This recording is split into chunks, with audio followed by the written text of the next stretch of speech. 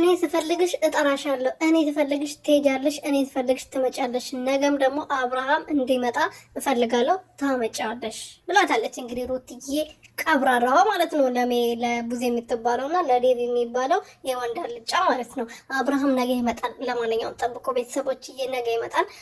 እቺ ቡዜ ደግሞ እንዴት ነው የምታያት አንቺ? በጌታስ አይኗ እንዴት ነው የሚያስፈራሩ! ሩትዬ ፈጣሪ ከነዚህ አይነት ሰዎች መድኃኒዓለም ይጠብቅሽ፣ ከነሱ አይን ይጠብቅሽ። እኔ ሌላ ምንም ማለትሽም እኔ የኔ ጨረቃ ማለት ነው፣ የኔ ጥንጥዬ፣ የምሬ ነው። እቺ እንዴት እንደምታያት አይታችኋል? ግን አይኗን ለቪዲዮ እኮ አይመስልም። የሆነ በጣም ቀልደኛ ጠላቷ ነው የምትመስለው። በስመአብ ለአብሮ የበሉት አብሮ የጠጡት አይመስልም። እና ፈጣሪ ከሰው ይጠብቃቸው፣ ፈጣሪ ከሰው ይጠብቃቸው። አሚን በሉ።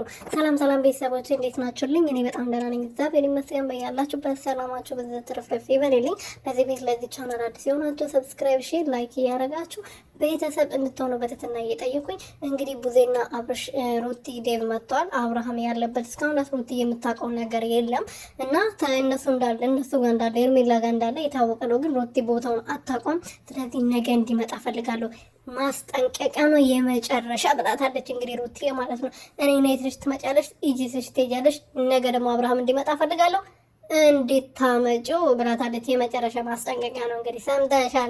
ሰምተሻል አዳሚ በሙሉ ማለት ነው። እና አብርሃም ነገ ይመጣል እንግዲህ ከዚህ በላይ